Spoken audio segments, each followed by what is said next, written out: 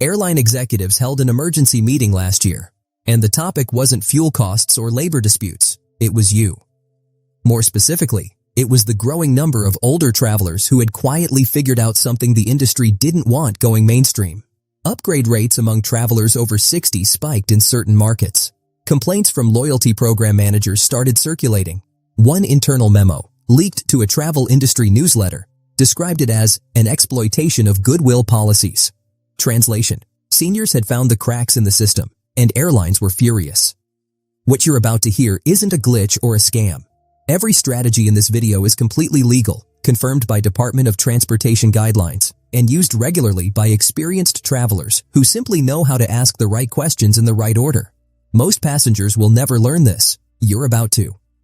Let's start with the foundation, because most people have the upgrade system completely backwards. Most passengers assume upgrades go to the highest bidder. They don't. The reality is far more interesting and far more exploitable. Airlines operate upgrade queues based on a mix of factors: fare class, check-in timing, loyalty tier, and, here's what they don't advertise, discretionary authority held by gate agents and reservation staff. That last category is where your opportunity lives. According to a 2024 analysis by the consumer travel research group Upgraded Points, nearly 30% of domestic first-class upgrades in the United States are granted outside of automated systems, meaning a human being made that call. And humans respond to information, tone, and timing in ways that no algorithm does. The moment you understand that, your entire approach to flying changes. Here's what most people miss.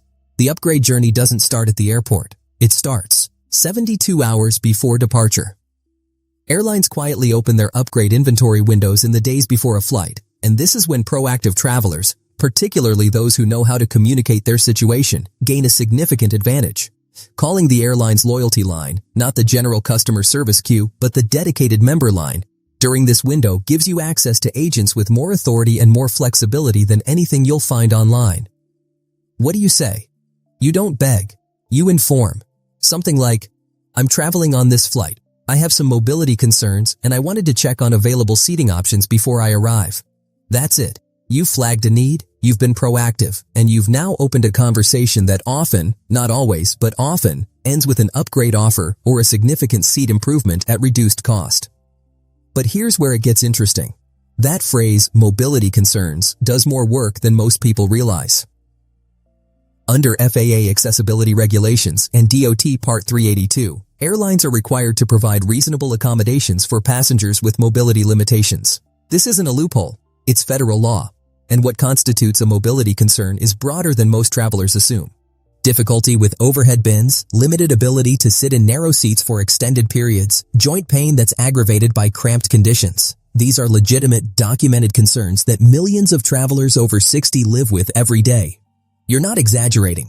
You're not deceiving anyone. You're exercising a right that exists precisely because regulators recognize that standard cabin seating doesn't work for everyone. According to the AARP Public Policy Institute, fewer than 12% of eligible travelers actually request these accommodations, which means the system is dramatically underused by the people it was designed to help. Write this down. When you call, use the word accommodation, not upgrade. The framing matters. One is a request for a favor. The other is a statement of need. Airlines are legally required to take the second seriously. Now pay attention to this next one, because it's the one most people overlook even after they've heard it. The companion benefit. If you're traveling with anyone, a spouse, a friend, an adult child, your leverage doubles. Airlines are far more likely to upgrade a pair than a solo traveler because empty first-class seats are a dead asset. A couple moving up frees 2 economy seats for standby passengers and fills revenue-generating inventory that might otherwise fly empty. This is why you always frame your request as a pair. Even if only one of you genuinely benefits from the extra space, you travel together, you book together, and you request together. Industry data from the aviation analytics firm Cirium shows that 2-passenger upgrade grants run at nearly twice the rate of single-passenger requests on flights with more than 20% first-class vacancy, which covers the majority of domestic routes. Here's the part that matters most. Vacancy rates. You can check first-class seat availability BFE, or you call. Expert Flyer and similar tools show real-time cabin loads. If you see 4 or more empty premium seats on your flight, your request has a substantially higher chance of success. Don't call blindly. Call informed. Now, the frequent flyer myth. Because this is where a lot of travelers stop themselves before they even try. You don't need elite status. You need to sound like you understand the system. Airlines extend significant deference to travelers who demonstrate familiarity with how things work, because it signals you're a repeat customer, someone worth retaining. Phrases like, "I fly this carrier regularly," "I've been loyal to your airline for several years," and "I understand there may be upgrade availability, even if you're not a gold card holder," position you as a known quantity rather than a one-time passenger. It works, frequently.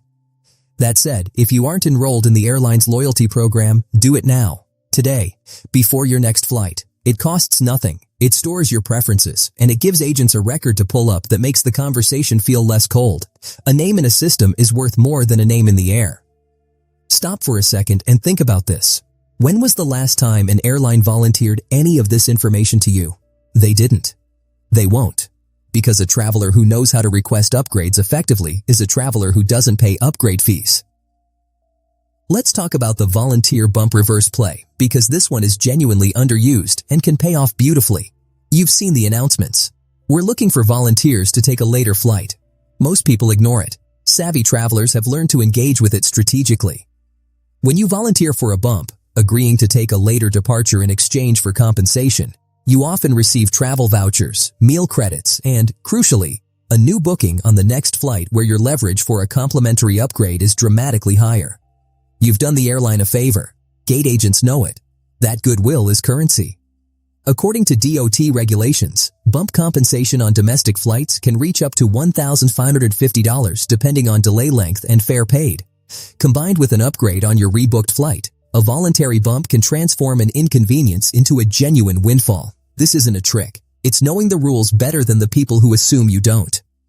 And then there's the gate agent relationship technique, which is less a tactic and more a philosophy. Gate agents have more upgrade authority than any algorithm, any app, or any call center representative. They make real-time decisions in the final 30 minutes before boarding, and those decisions are influenced by how passengers have treated them. This isn't speculation. It's documented in multiple surveys of airline staff conducted by the travel publication The Points Guy, and corroborated by accounts from former gate agents. Arrive early, be patient, be specific but not demanding. If there's a moment when the gate isn't overwhelmed, approach and say, "I don't want to be a bother. I just wanted to ask if there happened to be any upgrade availability today." Then let them respond. Don't negotiate. Don't push. The ask itself, made politely at the right moment, is more effective than most people believe. The truth is, airline employees have a great deal of latitude, and they use it for people who treat them like human beings rather than obstacles. You now know what most travelers will never learn. The upgrade system isn't random. It isn't exclusively for the wealthy or the elite. It's a layered set of policies, discretionary powers, and underutilized regulations. And every single strategy in this video puts you in a position to use them fully and legally. Airlines may be furious that this information is getting out, but informed passengers make better travelers, ask better questions, and build real loyalty with carriers who earn it. Use the 72-hour call window. Mention your accommodations. Travel as a pair. Know your cabin vacancy before you dial. Be the person gate agents remember for the right reasons. These policies exist right now, so use them while the window is wide open. If this gave you something useful, drop a comment with which strategy you're trying first.